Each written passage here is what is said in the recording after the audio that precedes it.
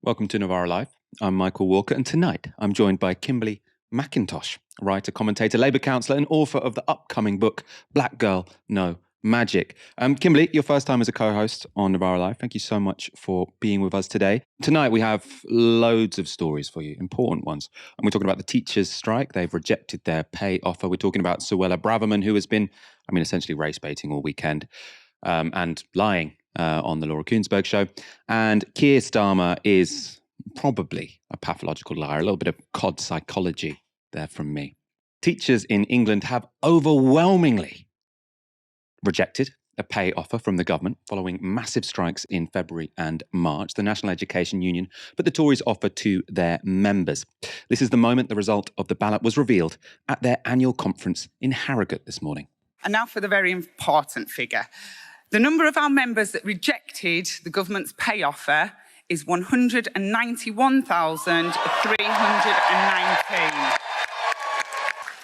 And I do have to tell you that that is an outstanding 98% of members that have rejected the vote. That is an extraordinary mandate. You can't get much higher than 98%. So overwhelming consensus among teachers, not teenagers. So what was in the government's offer? What have they rejected? So the government proposed a £1,000 one-off payment to teachers for this school year and an average 4.3% pay rise next year. Now that's on top of the average 5.4% increase that was awarded last year. Now you might be hearing those numbers, think that sounds like a lot, but it really isn't. That's because teachers' pay has fallen by, on average, 23% since 2010. And the Institute for Fiscal Studies has said that even when including this pay offer, salaries for experienced teachers would still be 13% lower than they were when the Tories came to power 13 years ago. The NEU described the proposed payments as, quote, insulting, and said that it had, quote, united the profession in its outrage. NEU General Secretary Mary Boosted told Sky's Kay Burley why teachers had rejected the offer. We want a much better pay offer. We want a better pay offer for this year and better for next year, because £1,000, which isn't incorporated into pay, and 4.3% next year does nothing to compensate teachers for the huge loss in their earnings since 2010. They've lost more than any other occupational group in dispute with the government. It does nothing to keep teachers in our schools, and it does nothing to encourage graduates to become teachers. Pay is now so poor that it's become a massive problem, simply getting teachers in our schools. It also seems that Education Secretary Gillian Keegan had tried to strong-arm teachers into accepting the offer, threatening to penalise them if they rejected it. That's a plan that now seems to have massively backfired. Kay Burley asked Mary Boosted what she thought of Keegan's tactics. Gillian Keegan, the Education Secretary, said if you reject the offer, your members, they have, the decision will be passed back to the pay review body that offered 3%, recommended 3%. And more than that, the £1,000 one-off payment that your members have been offered would be taken off the table. Well, our members knew that. We were very clear with them about the conditions under which the government was putting forward this offer. We made that very clear in information, and they rejected it. And I think Gillian Keegan needs to stop the bullying tactics. She needs to start reading the room. She needs to start listening to teachers. These are not union barons. It's not me making members reject this offer. They had a free private vote, either by text or by email. It wasn't a crowded room where people were intimidated or forced into rejecting. So they know what they're rejecting. They know it's not good enough. They know it will, and crucially, they know it's not properly funded. They know that even this offer, if it is paid out, either children will have less equipment or there'll be fewer support staff in schools. So they want a fully funded, much better offer. And Kay, if we are to keep our schools running, the crisis is now so poor that we have routinely children being taught by teachers who are not specialists in the subjects they're teaching. Government missing 41% of its secondary training targets this year. It looks likely to be doing just as badly next year. We can't carry on like this. We have to pay teachers properly, get more of them in the profession, and get our schools working properly for the children and the young people who deserve a decent education. Teachers in Scotland and Wales called off their strikes after the devolved governments made serious offers to their unions. Wales has promised teachers an 11.8% rise over 2 years, plus a one-off 1.5% payment this year. And in Scotland, most teachers will see a 14.6% increase in pay by January next year. Which begs the question, why do the Tories think that teachers in England are worth so much less than their Scottish and Welsh counterparts? Another issue the union had with the offer was that it wasn't fully funded. Mary Boosted said this: "Not only is the offer on pay entirely out of step with the rest of the UK, it is not fully funded. NEU analysis shows that between 2 in 5 and 3 in 5 of schools would have to make cuts to afford staff pay rises. Schools will continue to be stretched financially, and it's students who will suffer." In response to the union's rejection of the deal, Gillian Keegan said, the offer was funded, including major new investment of over £500 million, in addition to the record funding already planned for school budgets. The NEU's decision to reject it will simply result in more disruption for children and less money for teachers today. Pay will now be decided by the independent pay review body, which will recommend pay rises for next year. So that's her saying, look, negotiations over. Essentially, it's now going to go to the independent pay review body. The National Education Union has announced new strike dates for the 27th of April and the 2nd of May. Meanwhile, 3 other teachers' unions in England are still balloting on the government's offer. Earlier today, I spoke to Baz Ramaya. He's head of policy at the Centre for Education and Youth and the Cultural Learning Alliance. I began by asking him what would happen if Gillian Keegan refuses further negotiations.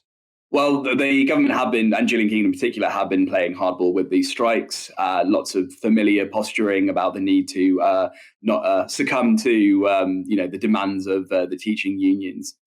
I think the fact that the teaching unions have already succeeded in getting the government around the table to discuss any pay offer is a sign that the strikes that we've seen this year so far have been successful in terms of tilting the political will of the government towards finding a negotiated settlement here. There are still 3 weeks now between today and the next set of strikes that the NEU have announced. So there's ample time there for the NEU to continue campaigning, to continue making its case to the government. And fundamentally, from the government's perspective, what they need to understand is that these strikes are not about solving a short-term issue related to teacher pay being poor during the cost of living crisis. It's only partly about that. What it's fundamentally about is the issue of recruitment and retention in our education system, which is the fact that we're not able to recruit, get enough new teachers into the classroom, and we're also not able to hold on to the current teachers that we have in the classroom. Now, if we're not able to solve that problem, we're not just talking about a few days of disruption for strike days. We're talking about years of disruption to our young people's education from not having enough high quality trained professionals in the classroom to teach them the wide range of subjects that they need to learn.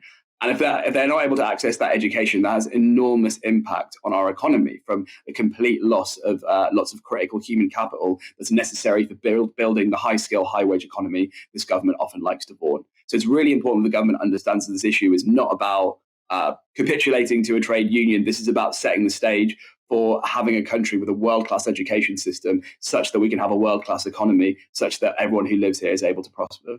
And in terms of recruitment and retention, as far as I understand it, workload and sort of work conditions is as big an issue as pay is.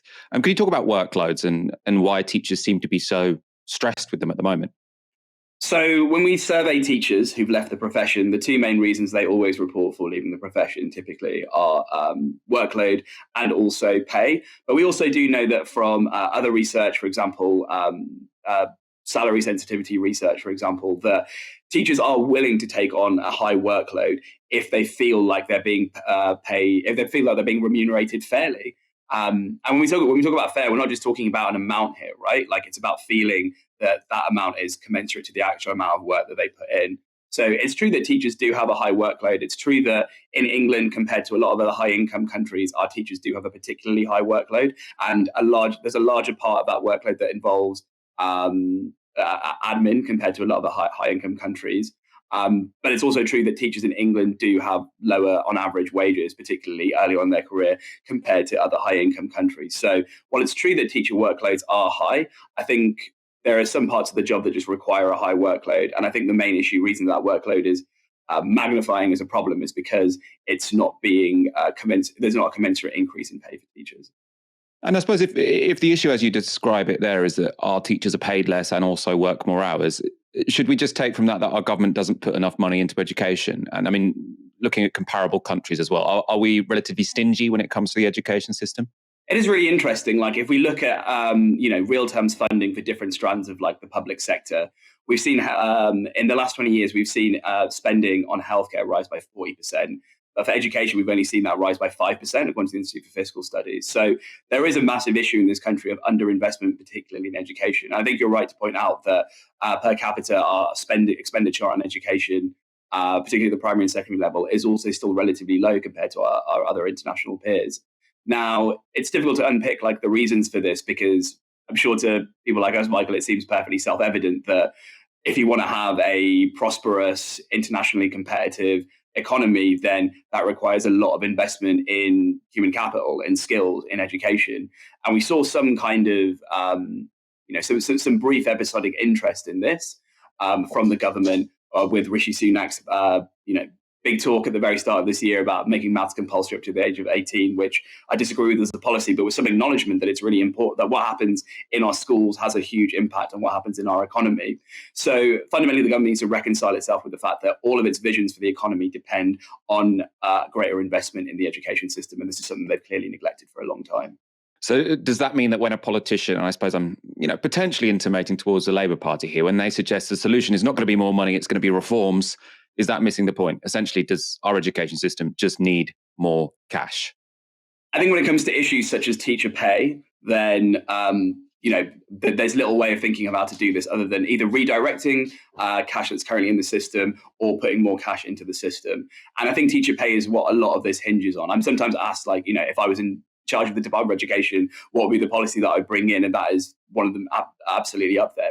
For me is improving teacher pay and improving the teacher pay deal, because there's myriad research that shows that one of the biggest determinants of a high quality education for young people is the quality of the teachers that they have. And we're simply not able to attract and hold on to the highest quality teachers if we're not offering a pay deal that is competitive with the wider market. So certainly when it comes to the issue of teacher pay, greater investment is necessary. And when we look at the other financial pressures that schools are facing that are massively limiting their ability to provide, for example, resource-intensive subjects such as the arts, music, etc., then we also need to see some control on the fees that schools are paying towards their energy bills as well. So some kind of price controls there would also be incredibly helpful. But yeah, fundamentally, a lot of this is going to require further cash coming into the system.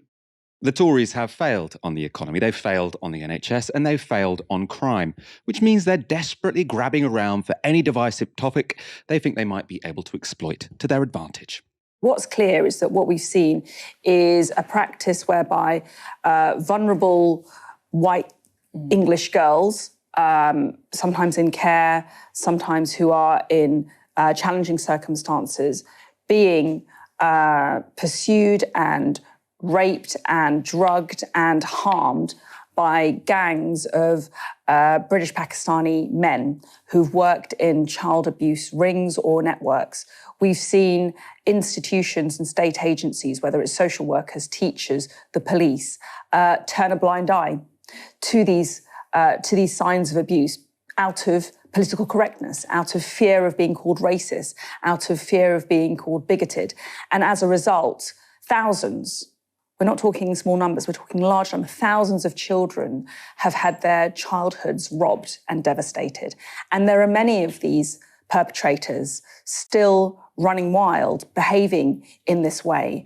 And it's now down to the authorities to track these perpetrators down without fear or favour, relentlessly, and bring them to justice.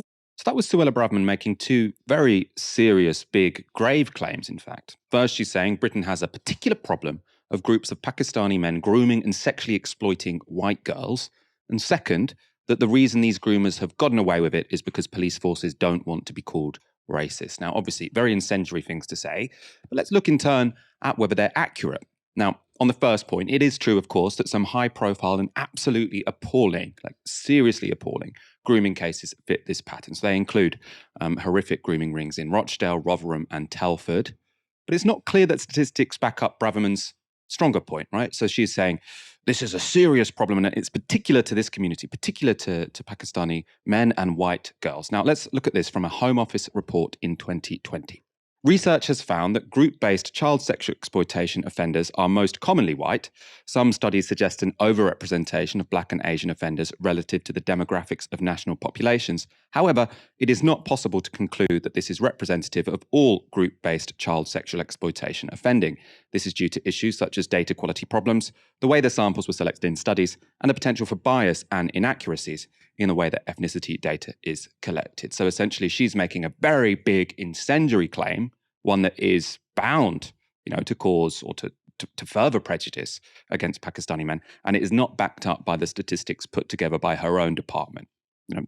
Those statistics basically say it's completely inconclusive. We don't know, right? But she isn't saying it might be. She's saying this is the problem, and her own Home Office reports don't back that up. Now, a second claim made by Braverman is that some Pakistani men are able to get away with grooming because of concerns about racial sensitivities on the part of the authorities. Now, again, this seems like motivated reasoning to me.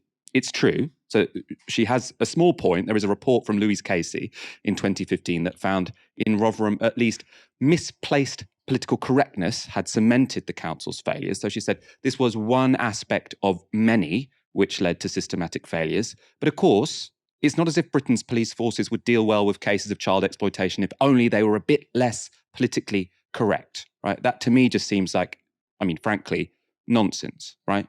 Now, again, relating to Rotherham, a 2022 report from the Independent Office for Police Conduct found that all the while the grooming gangs were causing misery for vulnerable children, the South Yorkshire police prioritised car crime over child protection. They didn't take it seriously. This is from an article in the Yorkshire Examiner. The IOPC report detailed how one parent concerned about their missing daughter said they were told by an officer, quote, it was a fashion accessory for girls in Rotherham to have an older Asian boyfriend and that she would grow out of it. In another case, a girl aged 15 had been raped in a Rotherham park in 2009. She was so badly injured she needed surgery, and even though medics and hospital staff suspected rape, this was dismissed by the police officers. The report said, we were told by the survivor's father that the officer dealing with the incident was insensitive and made no attempt to reassure the survivor, even suggesting to their father that this would teach the survivor a lesson. In another case, officers failed to prosecute a perpetrator found hiding under the bed with his victim, while the girl was held for possession of a police truncheon. Now, this to me does not sound like a really effective police force who just happened to be a little bit too politically correct, right? I don't think any sane person can read that report and think, oh, the problem is they're worried about being called racist. No, the problem is these are people who just completely dismiss the dreadful experience of young working class girls. Let's go to a quote directly from the IOPC report. So they found, this is in 2022, many vulnerable individuals were seen as problems, not victims, especially children in care. We found many instances where crimes were not recorded when they should have been, including reports of sexual assault and sexual activity with a child. In one case, we were told that at a 2001 child protection conference, a detective constable who had investigated offences against a 12-year-old survivor commented that the survivor had provided consent in different sexual encounters, despite legislation being very clear that it is not possible for a child of this age to give consent. Now, this is incredibly concerning. When you listen to the accounts of the people who were caught up in these grooming rings, you cannot imagine something more horrific and more failings by every institution who has responsibility for these children. But the problem reading this, it's not political correctness. It's that you've got completely incompetent police officers who think that a 12-year-old can consent to sex, right, with a much older adult, right? So this is basic stuff. It's not like, oh, I'm Suella Braverman, I'm answering the tough questions. To protect our girls, what we need to do is we need to make more racial generalizations. No, to protect Britain's young people, what we need to do is actually train the police to be able to deal with this stuff. By the way, this intervention also comes just 2 weeks after Louise Casey released an official report finding the Metropolitan Police, so our largest police force, to be institutionally racist, misogynistic, and homophobic. Now, if you look at that report, right, she is talking about terrible, terrible practices by the Metropolitan Police. And obviously it was also prompted by one of Britain's most serial rapists being a police officer, and then the tragic, horrific case of Wayne Couzens raping, abducting, and killing Sarah Everard, right? If you have police forces in Britain who aren't properly dealing with sexual abuse, do we really think that this is about cultural sensitivity and political correctness? Or do we think that these police forces are institutionally incapable of dealing with crimes as sensitive as child sexual exploitation. I mean, one of those things seems more plausible to me. Kim, I mean, I suppose there's a danger in taking Suella Braverman too seriously here. I mean, these are absolutely incredibly serious crimes. But Suella Braverman, for some reason, has decided to bring up Pakistani grooming gangs now. And, you know, I don't think this is because she wants to have a serious, rational debate about why children haven't had the support they need to have. But I mean, to you, what's going on here? Why did she make that intervention? So before I get on to the kind of why I have this intervention now, I want to start by saying that when we're talking about something as grave and as serious as child sexual exploitation, we really want to be centering the victims and looking to what the evidence says and what the experts are saying. And earlier today, the chief executive of the NSPCC, whose charitable objectives and remit and expertise is on protecting vulnerable children, he said that this framing that's coming from Braverman is not only unhelpful, but could actually put vulnerable people and children at risk, because it could mean that we're missing perpetrators because of this skewed focus. But if we're thinking about why have this intervention now, I think something that's helpful to think about is the report that you mentioned from 2020 from the Home Office. So that report was actually not going to be made public initially because it was seen as not in the public interest. And it came to light because a journalist at The Independent, Lizzie Dearden, sent FOIs to the Home Office and asked, you know, what are the findings in this report? And was told that they're not in the public interest. Then campaigners took a stand and said, we believe it is in the public interest. And that report was published. And from what you were saying earlier, we know that that report actually said that the data on ethnicity is weak, that the overwhelming majority of perpetrators are white men, and that although we're not saying that there aren't group-based grooming gangs, what the report does say is that the evidence is not strong enough to suggest that that is the overall driving factor. And so I think when that brings us to why now, I think it does allow us to be cynical about the timing of this and to conclude that this is in relation to the Casey review coming out and could potentially be distraction. So instead of having a conversation about racism and about misogyny in the Metropolitan Police, we're now having a conversation about Pakistani and particularly Muslim men in a way that isn't in line with what experts are saying will protect vulnerable people. And I thought another thing that was interesting that you discussed was the effect that it had on care leavers.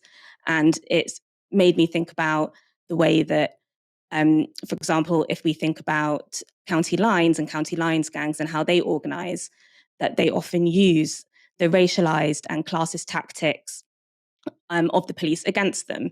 So they will target young people that are in care, knowing that their vulnerabilities might not be taken seriously by the very people that are meant to be there to protect them. And so I think what we're seeing is quite a cynical way of trying to move the conversation away from the changes that could actually improve the safety, not just of young people, but of women and of people of colour, by looking at police reform, by having a focus on the victims and the real causes, which is what experts such as the NSPCC are calling for, and instead is using something incredibly grave and incredibly serious to score political points and to engage with the very right-wing base of the Conservative Party. So you mentioned the chief executive of the NSPCC there. We do have a clip of him speaking this morning to BBC Breakfast. She is responding to a particular form of sexual exploitation, which the Prime Minister has expressed a particular concern to do something about. And it's really important that no stone is left unturned in terms of identifying and understanding the causes of that particular form of abuse. But it's really important that by raising an issue such as race, we don't create other blind spots, because for sure there are many, many predators who prey on vulnerable children who are from a range of cultural backgrounds. And there are many victims who are not white girls who deserve our attention and support. So my plea would be is that we are blind to nothing as we address issues of child sexual abuse. Now, that to me sounded like someone taking this issue seriously, right? As Kim was saying, this is someone whose job is to look at issues of child protection. He is not someone saying, oh, yes, the whole problem is that people are too woke and they don't want to blame the Muslims, right? He's saying, no, the issue is we have to look at child sexual exploitation wherever it happens, by whatever race, whoever the victims are. This whole idea that we just focus on one group, for one, it's completely unfair. Two, it's incredibly dangerous for a variety of reasons. But two, it can let everyone else off the hook. If everyone's saying, oh, it's a Muslim male problem, then you're taking your eye off the ball of everyone else for some arbitrary reason because the Tories want to win some votes. Like, it's deeply, deeply cynical. Of course, Rishi Sunak is backing his Home Secretary, though. All forms of child sexual exploitation carried out by whomever are horrific and wrong. But with the specific issue of grooming gangs, we've had several independent inquiries look at the incidents here in Rochdale, but in Rotherham and Telford. And what's clear is that when victims and other whistleblowers came forward, their claims were often ignored by social workers, local politicians, or even the police. And the reason that they were ignored were due to cultural sensitivity and political correctness. Now, that to me just seems like a flat-out lie, right? So he is correct that when whistleblowers talked about these sort of cycles of abuse and the fact that they were being ignored, political correctness was cited as one of many reasons for failure on the part of the authorities, right? One of many reasons. But for some reason, the Tories think that this is the only thing we should focus on. And Rishi Sunak, I mean, the obvious interpretation there is that everything would have been fine and dandy if only the police weren't so woke, right? Now, that's just ridiculous. Now, the police are terrible at dealing with cases of sexual exploitation, regardless of the ethnicity of a perpetrator or the ethnicity of the victims. Now, this is obvious. This is obvious. You don't have to go deep into the stats to find this, right? So this is shocking. Do you know the charge rate for reports of rape to the police in England and Wales? So the percentage of people who get reported to the police in England and Wales as rapists, how many of them get charged? 1.3%. Now, take a moment to consider how serious that is. 1 in 100 reports of rape, only 1 in 100 reports of rape to police in England and Wales end in someone being charged. So 99 out of 100, no one gets charged. Essentially, the person gets away with it, or the person who is alleged to have committed the crime gets away with it. It doesn't go to court. You know, there isn't a jury case. Presumably, if they're only getting 1% to the point of charge, it's not particularly well investigated, right? That's what you'd take from that. For child sexual exploitation, it's slightly higher, but not much better. 11% of allegations of child sexual exploitation end in charge. Again, this isn't being found guilty. This is ending in charge. 9 of every 10 won't end in a charge. And we're supposed to believe that political correctness is the problem. So seriously, you look at a police force, only 1 in 100 cases of rape are going to charge. Oh, what's the problem? Oh, I think actually probably it's just the police are too woke. It's probably there's all these cultural insensitivities, which means these things aren't getting charged. If the numbers are that stark, it seems to me that there is not a single police force in the country which is doing this properly. And now we're saying, oh, it's because it would be laughable if it wasn't so damaging, right? Political correctness is clearly not the problem here. The interventions from Suella Braverman and Rishi Sunak are ostensibly to promote a new government policy to make it a legal requirement for people working with children to report suspected abuse. They're already saying, I've seen lots of people say this is already a professional requirement. They want to make it a legal requirement. That was one recommendation from a 2022 independent inquiry into child sexual abuse. She's also said a police task force will be set up to deal specifically with child sexual exploitation. You heard Sunak repeat that as well. Labour's Yvette Cooper supported those policy moves, but she said that Suella Braverman, in her language, in her interventions, was once again trying to shift blame. Sadly, we have a Conservative Home Secretary who always looks for other people to blame but herself or but the government that's in power. The measures that the ministers seem to be announcing today on specialist police support and also on reporting of child abuse are ones that Labour was calling for 10 years ago, and the government repeatedly refused to introduce them and refused to act. If they were serious about tackling child sexual abuse and exploitation, Where is the strategy on tackling the online grooming and abuse? That is escalating and is accelerating fast. Where is their response to the full report of the independent inquiry into child sexual exploitation and abuse, which looked at exploitation by organised gangs, but also looked at institutional abuse, including in church and religious organisations and in care homes? And where is the action to speed up court cases, which are currently taking years? Over the last 7 years, while the Conservatives have been in power, the number of prosecutions and convictions for child sexual abuse has plummeted. That is a devastating record, and it is the Conservatives' record. I thought that was a very reasonable intervention. And Yvette Cooper is right. Labour has been calling for these measures for a while, as has Keir Starmer, who only became an MP in 2015. But as you can see here, when he left his job as Director of Public Prosecutions, he said that we should prosecute professionals who stay silent on child abuse claims. At the time, the coalition government disagreed with Keir Starmer. So this is a statement from the Department of Education at the time. Guidance is already crystal clear that professionals should refer immediately to social care when they are concerned about a child.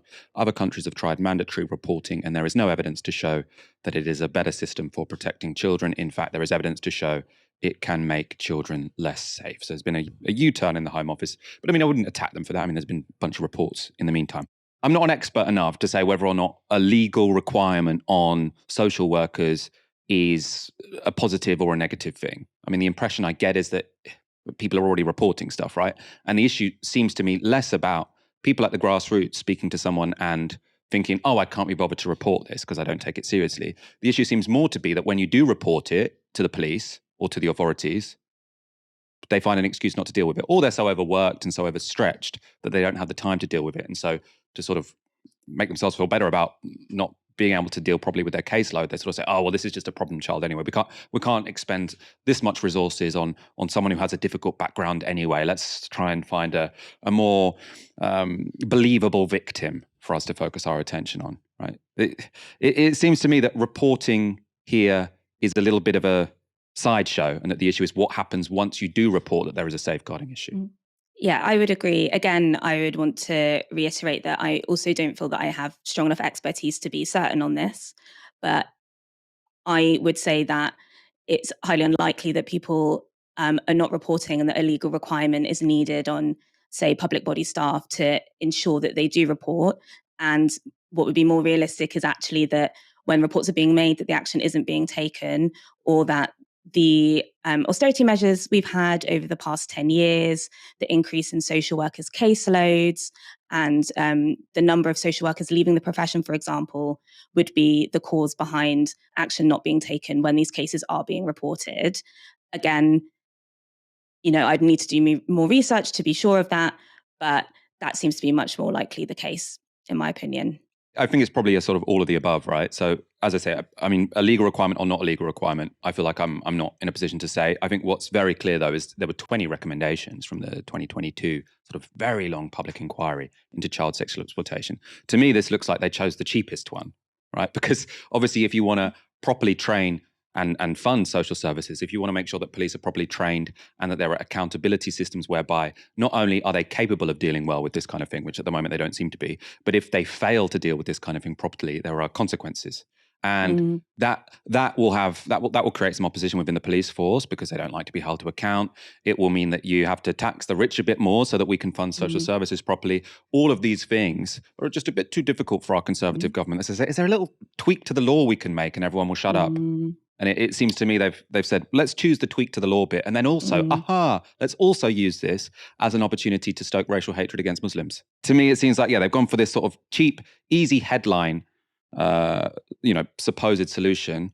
And I just don't believe that a government that's implemented austerity for the past 13 years and decimated social services and now seems to be sort of distracting from the fact that the police are institutionally racist and misogynist is going to be able to deal with this by tweaking the law. No, not at all. It is just a much easier sell and a much easier win for a Conservative government than the hard work of investing in our social services. So something that I did for one of my essays in my book actually was interview carers and do research around what's going on with social work. And a lot of the research suggests that what's happening is that with the increase in caseloads, we're seeing a lot more bias within the system. So we're seeing kind of the base prejudices that individuals hold, having adverse effects on the vulnerable children that they're there to try and serve and support and protect. So it isn't a surprise to me that we're seeing, say, children that are in the care system being missed by our public services because they're not being read as vulnerable in the way that they should be, or even being read as kind of promiscuous or not seen as real victims. And when you defund services in the way that we have over the past 10 to 12 years, this is where we end up. But to a Conservative government, that's hard work. That's going to take reform. That's going to take increasing staff pay. That's going to take recruitment drives to increase the number of social workers we have. That's going to take reform of our police services. And that's something that I don't believe that they're willing to do. And it's much easier to announce something simple, like a small tweak to the law, than it is to do the real work. Home Secretary Suella Braverman has appeared on the BBC's Sunday with Laura Kuenssberg, where she evaded difficult questions about the Home Office's scheme to deport asylum seekers to Rwanda, and where she also may have told a big fat lie. Surprise, surprise, what a shocker. Is it safe to send refugees to Rwanda from Britain? You sound like you are completely convinced of that. I am convinced that it is safe to send refugees to Rwanda. No, yes. The reason I ask that is that in 2018, a group of refugees in Rwanda did stage a protest because their food rations were reduced. Do you know what happened to them? I'm not familiar with that particular case. I'm not familiar with that particular case. What a surprise. You do have a relevant job. You have a job where it would be useful to be familiar with that case. Let's look at the case Kuenssberg was referring to. In January 2018, food rations at the Kiziba refugee camp in Rwanda were cut. The camp is home to over 17,000 Congolese refugees who have fled from the Democratic Republic of Congo into Rwanda. Millions of Congolese civilians have left their homes after militias linked to the Rwandan government terrorized them. There have been massacres and entire villages have been burned to the ground. After the food rations were reduced, around 4,000 unarmed refugees left the camp to protest at a UNHCR office a day after they arrived on February the 22nd, 2018. The police surrounded the protesters, telling them to separate women and children from the men. Moments later, the police opened fire on the refugees. 13 were killed and many more were injured. 2 pregnant women miscarried. In the following week, some 60 refugees were arrested, with others reporting harassment from the police to stop them cooperating with international investigators.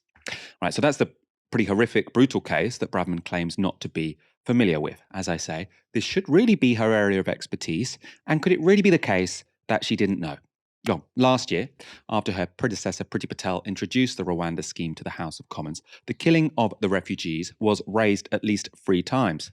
She knows that serious concerns have been raised about Rwandan restrictions on political freedom, on the treatment of people who are LGBT, on the fact that 12 refugees were shot by the authorities in 2018 for protesting against food cuts. How can he say Rwanda is a safe country when 12 refugees protesting about cuts in food rations were shot dead by security forces? The minister has spent the last days talking up the human rights records of the Rwandan government, and yet the previous minister expressed, and I quote, concerns around civil and political rights in Rwanda. In 2018, 12 refugees were shot dead during protests about cuts to food allowances. The massacre was also reported in the right-wing press when the scheme was announced. This is from The Telegraph in June last year. The Rwandan police have used heavy force in the past to keep refugee protests under control. In 2018, police dispersed a group of 3,000 refugees protesting over UN food cuts, with live gunfire killing at least 8 people. And the Home Office's own official advice on Rwanda discusses the killings. This is from the Home Office's Country Policy and Information Note for Rwanda. Sources report that refugees have sometimes protested at conditions in the camps. The Rwandan government has taken steps to contain the demonstrations and prevent disruption and violence, but reportedly using excessive force in some instances. The last protest at which they allegedly did so took place in February 2018, when a number of refugees were arrested and killed. And the Home Office's note on human rights in Rwanda says this: in February 2018, 12 Congolese refugees from Kiziba camp were killed when police opened fire on protesters demonstrating against a cut in food rations. Finally, on the 19th of December last year, the High Court, which ruled that the Rwanda scheme is legal, discussed the 2018 refugee killings extensively. This is just one example. The claimants rely on what happened in 2018 when refugees from neighbouring countries at Kiziba refugee camp protested at the conditions in the camp. It has been reported, for example, by Human Rights Watch, that the police who entered the camp in response to the protests used excessive force. They fired on the refugees and some were killed. You can't necessarily expect a Home Secretary to know what's on every document that's on the Home Office website, but this is a policy which she has made. She is constantly talking about this plan to ship refugees to Rwanda, yet this key part of information, which has come up again and again in Parliament, come up again and again in the press, come up again and again in court cases, she doesn't know about. Now, that's either a lie or it's incompetence, right? Here's Kuenssberg again. If something terrible like that happened, where 12 refugees were shot at and lost their lives, if something awful happened when refugees were sent from the UK to Rwanda, would you end the policy? What I will also say is our legislation makes provision for those extreme circumstances whereby if there is something unforeseeable, serious and irreversible harm, someone would be able to challenge the decision. We consider that to be a very outside chance, a very extreme situation, but there's always allowance in the legislation to allow for that. So there's an allowance to challenge the scheme after there's been serious and irreversible harm, like the state murdering refugees. What a relief. If it happens, then you can appeal. Another thing Braverman was clearly unfamiliar with was the actual terms of the deal she'd signed, or at least she wasn't very keen to talk about those terms in detail. That became apparent when Kuenssberg asked her this. In the deal as well, which we've had a good look at it, there is also a suggestion that the UK will resettle some of Rwanda's most vulnerable refugees. How many people do you expect will come to the UK from Rwanda under this scheme?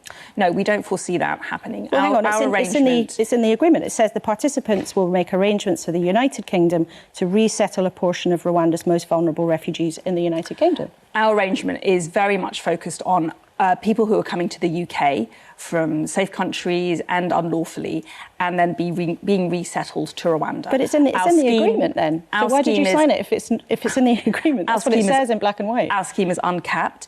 It means that we can potentially send over several thousands of people from the UK to Rwanda. When I went to Rwanda, I saw with my own eyes how Rwanda is getting ready to receive these people. And you have said that, but is there a limit on the number of people that Rwanda could send back to this country? Because you've signed an agreement that says in black and white the United Kingdom will resettle a portion of Rwanda's most vulnerable refugees. The balance and the reality of this agreement is that Rwanda is taking people from the United Kingdom. We are resettling people who have arrived here illegally and therefore will be removed or relocated to Rwanda. As I've said, I've just seen the accommodation that's in train. They're building the housing that will be used to accommodate people who are coming from Rwanda. I visited a school that will be used to support the education And you've said needs. that, but it is clearly here in black and white that the agreement you have signed also says that the United Kingdom might have to take refugees from Rwanda. But I think our viewers will hear that you don't want to address that point. Well, no, the arrangement is very clear. On a balance and overwhelmingly, Rwanda will be taking people from the United Kingdom, not the other way around. Okay. Why would you sign a deal with any Tory minister at the moment, right? She's saying in the deal it says this, the UK is going to have to take some refugees from Rwanda in exchange for the refugees we're sending. I mean, I don't like talking about this like trade, but, you know, that's the reality of the agreement anyway. And then Suella Braverman's sort of like, well, that might be what the agreement says, but I'm here to tell you that's not going to happen. If I was the Rwandan government watching that, I'd be like, this is not someone who is negotiating in good faith. What a car crash. What a car crash of an interview. If I were someone from the Rwandan government and saw that, I would be shocked. And I think it really speaks to the lack of commitment or respect for any evidence, and often for truth. You know, at what point did Braverman answer any of the questions that she was actually asked? She just repeated the same lines. And ultimately, it's to signal to the base that we're being strict and firm on migration, and the detail doesn't seem to matter. It doesn't seem to matter at all. But it also shows the lack of respect to Rwandan officials who I'm sure will be watching this and I'm sure there'll be some chaos behind the scenes going on right now. And I feel for the civil servants at the Home Office that are probably frantically having to be in communication with their Rwandan counterparts and the emails that are being sent right now. But I think it just shows the lack of seriousness that is coming from the Conservative government at the moment, and a lack of seriousness particularly around the Rwanda policy, which is not evidence-based and is really just there to signal that the Conservatives are going to be tough on migration. But what I'm not understanding is how the Labour Party will respond if this policy is seen to be quote unquote successful, not in the terms that I would call it a success, but if they're able to frame it in a way that they say that we have, say, less small boats coming. We know that everything around the illegal migration bill is going to result in people moving in other ways. So whether that's moving on lorries or an increase in people smuggling and modern slavery, people will continue to move regardless. But if this is being able to be framed as a success in some way, regardless of the detail, regardless of the truth, then I think there are some concerns about how the Labour opposition will be able to respond to that. Is Keir Starmer a pathological liar? The evidence is certainly mounting. This was Keir Starmer in 2020 during his leadership campaign. I'm not going to rank Jeremy Corbyn. Well, Clive Lewis gave him 6 out of 10. Come on, you've been around long enough to rank Jeremy Corbyn's leadership. You sat alongside him. What do you think he scores? I'm not going to rank Jeremy Corbyn. He's a colleague, he's a friend, and he's led us through some really difficult times in the Labour Party. And I don't want to trivialise that by giving him a number out of 10. I respect him and thank him for what he's done, but I'm not going to get involved in that. This was Keir Starmer just after he won that contest. I want to pay tribute to Jeremy Corbyn, who led our party through some really difficult times, who energised our movement, and who's a friend as well as a colleague. But this was Keir Starmer today on LBC. What's your personal relationship towards him, Sir Keir? Oh, I haven't spoken to Jeremy Corbyn for 2.5 years now. So, is he a friend? Was he a friend? No, I mean, as I say, I haven't spoken to him for 2.5 years. In 2020, he was a friend, Sir Keir. Well, I worked with him, Nick, as you know. Let's just run through it. I didn't vote for him in 2015 when he stood as leader. I wanted him to stand down in 2016. He won again. I again didn't vote for him. But I did take the view that we needed an effective opposition and that I shouldn't just walk off the stage. Right. But in January 2020, quotes, Jeremy Corbyn is a colleague, he's a friend, he's led us through some really difficult times in the Labour Party. Yeah, now he's not a friend. He did, because, Nick, very straightforwardly, tomorrow is the 3-year anniversary of me being leader. And the very first thing I said, Nick, when I became leader is I would root out anti-Semitism by its roots. I apologised for what had happened. And I asked for those that had been most hurt by what had happened in relation to anti-Semitism simply to give me the space to show what I could do. I didn't think I could ask them for their support. I said, give me the space to show that I mean what I say. I meant what I said. And that is why Jeremy Corbyn lost the whip when he responded as he did to the terrible report on anti-Semitism that we had, and why he now won't stand as a Labour candidate. He was never a friend. No, not in the sense that we were, went to visit each other or anything like that. I worked with him as a colleague, but as I say, I haven't spoken to Jeremy now for 2.5 years. What's happened in Keir Starmer's life where the definition of friend has completely changed? So in 2020, friend meant whatever relationship he had with Jeremy Corbyn. Now, friend means that they visited each other's houses all the time and had tea together. Right? It's sort of changed the goalpost somewhat. I mean, the obvious thing here is, right, I understand why, obviously I don't think he should have blocked him from being an MP, but I understand why Keir Starmer isn't on the radio every day singing the praises of Jeremy Corbyn, right? I think it's fine for him to say, look, I disagreed with his response to the EHRC, blah, blah, blah. Even if I don't, I think it's, it'd be fine for him to say that. I disagree with that. But, there were some good things about him. Clearly, I said he was my friend in 2020. I'm not going to be so dishonest to now say that wasn't true.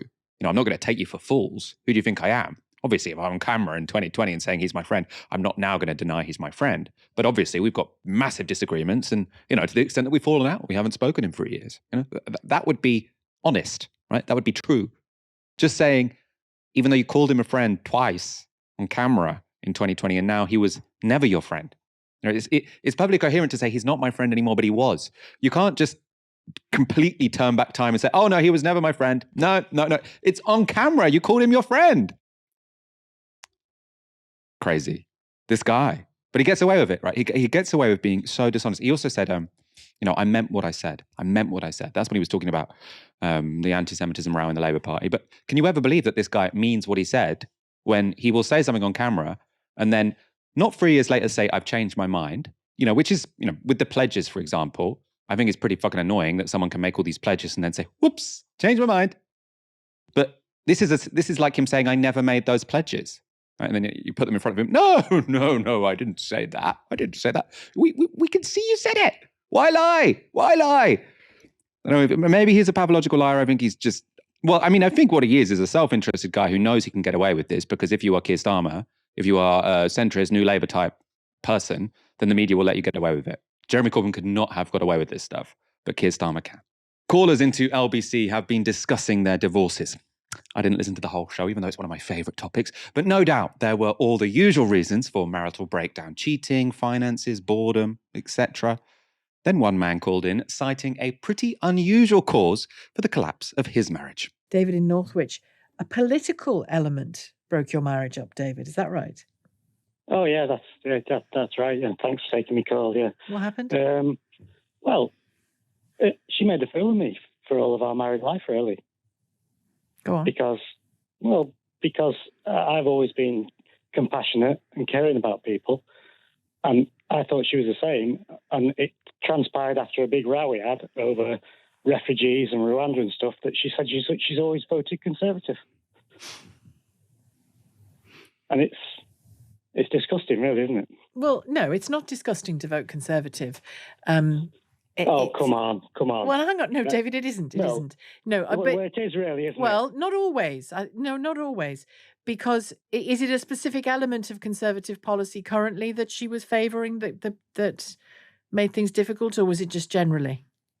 Well, if you look what's happened since 2010, all through austerity, which killed hundreds of thousands of people, and then everything that's happened in between, and all this time when I thought she was like me, who cares about people, then she doesn't really care about anybody but herself, maybe. And it was like it was disgusting. It's disgusting. And had she told you she was voting what? Do you vote Labour? I've always voted Labour, yeah. And did she tell you she voted Labour? She never actually come right out and said, but we'd stood in the polling booth together and we voted together. I always assumed she voted Labour. I'm sorry. Apologies for laughing. I'm not laughing at you, I promise, David. I'm just seeing this image of two people in the polling booth, and you just assume she was voting the same as you. But, I mean, she's allowed to vote any way she wants. You might not agree with it, but is it a reason to leave, to end your marriage? But don't you think that's disgusting? Voting Conservative all these years.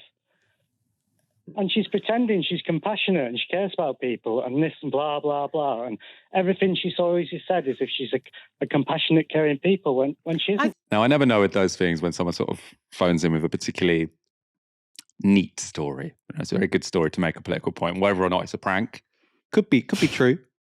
I don't know. I suppose on the broader point, Kim, would you get a divorce if you discovered that you'd been sleeping with the enemy? So I'm obsessed with this story and this caller. I'm going to assume it's not a prank, but if I found out that I had been married to someone who had been voting Conservative, it would depend if it had been hidden from me. I'm quite upfront about my values and my politics, and I'm someone who has it on their Hinge profile, so everyone who's reading it kind of knows what I'm about. So I think I'd find it very surprising if I ended up married to someone and secretly they were a Conservative and had been voting Conservative.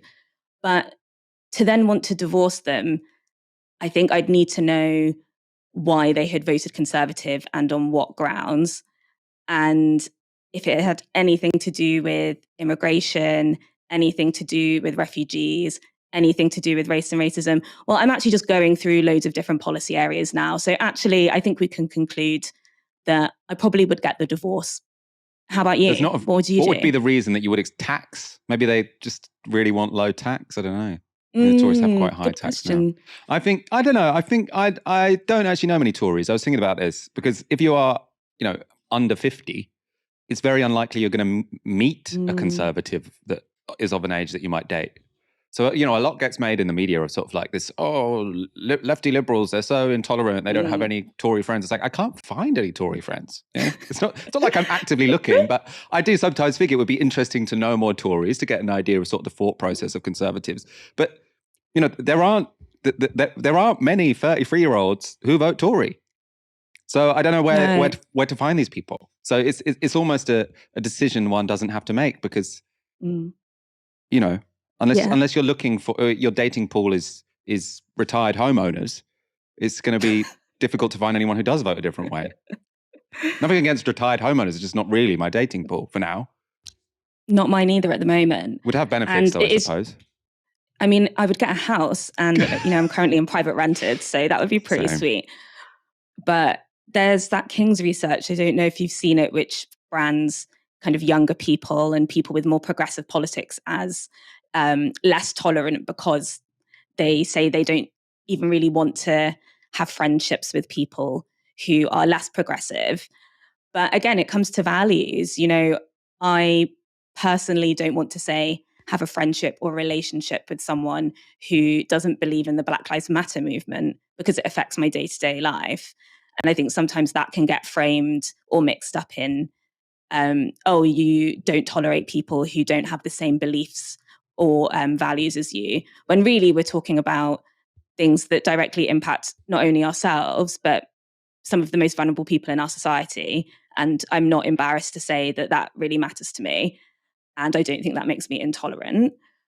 That said, you're right. I don't meet many people that don't vote for a progressive party.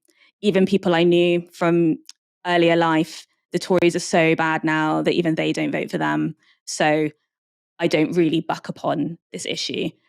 But I do know some people in my circles who have or are getting with people that vote Conservative. So there are some people doing it.